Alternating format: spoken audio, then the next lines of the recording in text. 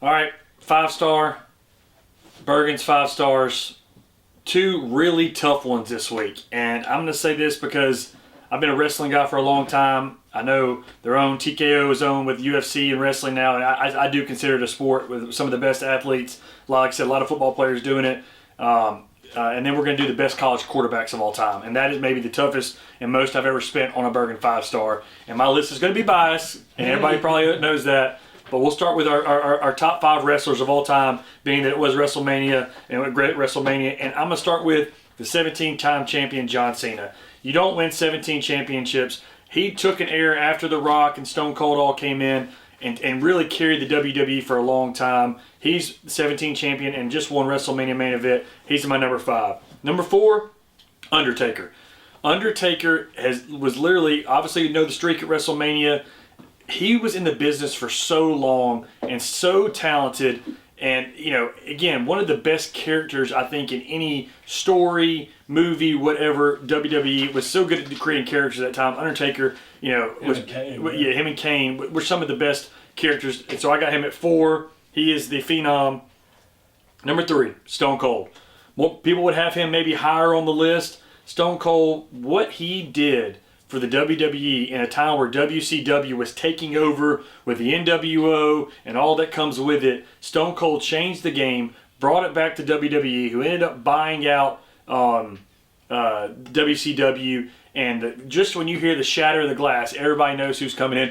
I don't know if you saw, he wrecked an ATV at WrestleMania. Into that little barricade. advertisement. Did you see that woman flop? And like she was probably looking for a big paycheck. But yeah. Oh, but the other guy was like, yeah. But then he chugged like 6 beers after. I'm like, God. DUI. Exactly. And he didn't drive off. Good thing. And I'm sure he's probably thinking, oh my gosh, we're screwed. All right. So number 2 is The Rock. I know we kind of bashed The Rock a little bit.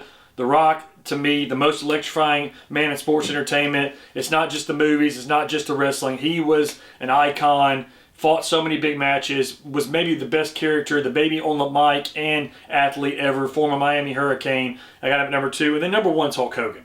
If you say anybody else besides Hulk Hogan, I know there's been a lot of grief lately of some of the things he says, but Hulkamania in the 90s and the 80s was the best thing going. And I don't think wrestling, even with Stone Cold and The Rock, it got close. But when he was fighting Andre the Giant and WrestleMania was first starting up, there was nothing bigger than Hulkamania.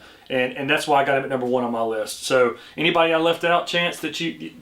From wrestling, Mankind for me. Mankind? Just because I like the stories, not because they were the greatest wrestlers. Yeah. When it came to the stories, yeah, it was just Mankind had some of the most fun entertainment in the story of Kane and Undertaker. Yeah. Other than that, I didn't care about the characters. So Ric Flair, Macho Man, Andre the Giant maybe would be on those lists. I think my biggest part of wrestling are the duos. Okay. Whether it's the tag teams, whether it's the duos that are best friends and brothers, or it's the duos of rivalries. Gotcha. So I think that's what more mine is, because I love the Bash Brothers. I love the NWO. Yeah, and all that. I loved all those. Yeah. All right, this is the toughest list we've ever done. Top 5 college quarterbacks in history. I thought so much of like, do I go on wins? Do I go on Heismans? Do I go on just a player I want with the ball to end the game, to win me a game? I've got the over-under at 3 Florida quarterbacks on this list. All right, so we'll see what your list is. Number 5, Joe Burrow. I know that is he only played 2 years, but his last year was spectacular. His junior year was a really good year too. But he won the Heisman, undefeated, broke records, national champion.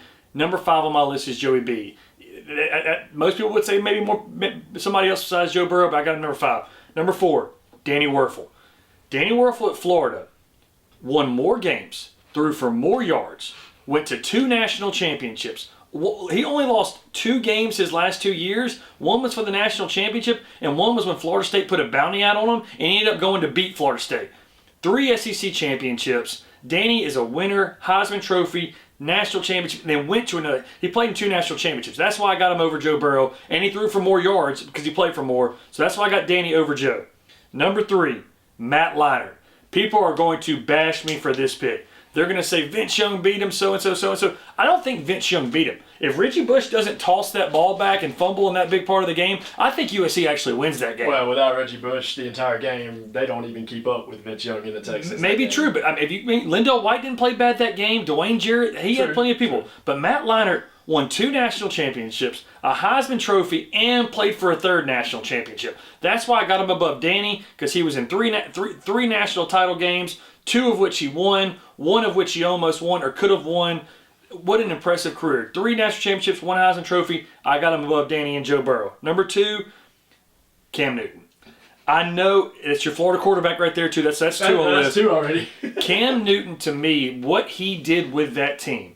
I know people are going to say maybe Tommy Frazier, Michael Vick, Vince Young. If you put Cam stats against Vince Young stats, it ain't even close. It ain't even close. And I know Vince had played his junior year, but you look back at Vince Young's junior year, it really, besides that Rose Bowl game, it really wasn't that good of a year. But Vince Young had a really good team. Cam's team was not good. If you look back at that roster and how many NFL players on that roster, Chance agrees, they weren't good. They were not.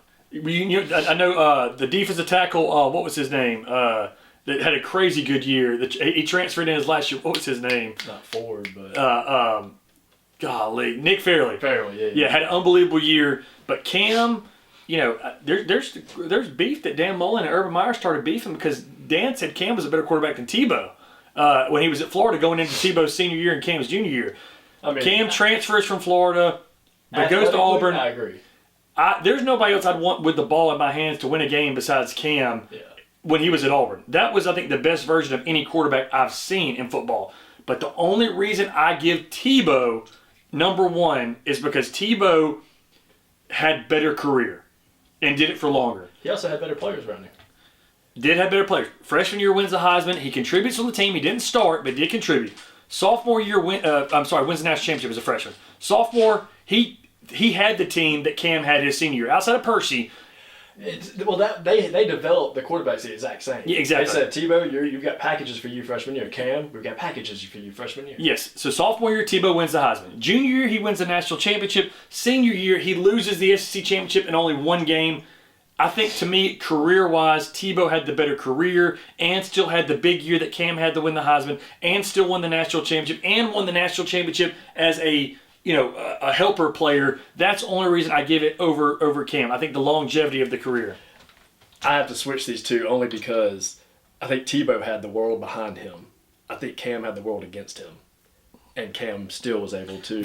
That's why I have Cam on my list. I just think when you play for 4 years compared to 1, I agree.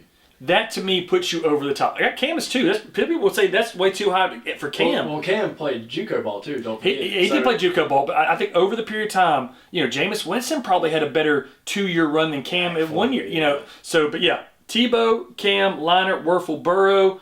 I think Mike Vick, Vince Young, Tommy Frazier, Manziel would throw in there. Didn't win the big one. I think you need to win the big one. You need to win the Heisman. And everybody on this list won the Heisman and the big one. Leinart won 2, Tebow won 2, Cam just won 1. But I think Cam, ball in his hands, I'm taking Cam over Leinart. I think the Cam thing, the debate on that would be Bo Jackson, if he would have only been able to play 1 year of college, people still would have said he's the best running back. Yeah. They wouldn't have said, well, he only played 1 year. Cam was a just freak among boys out there, and give him another year, he would have done the same thing, I think. Well, and this, that, give him this, that. It didn't happen. Yeah. That's why I got Tebow. That's my list. Burgin's 5 stars.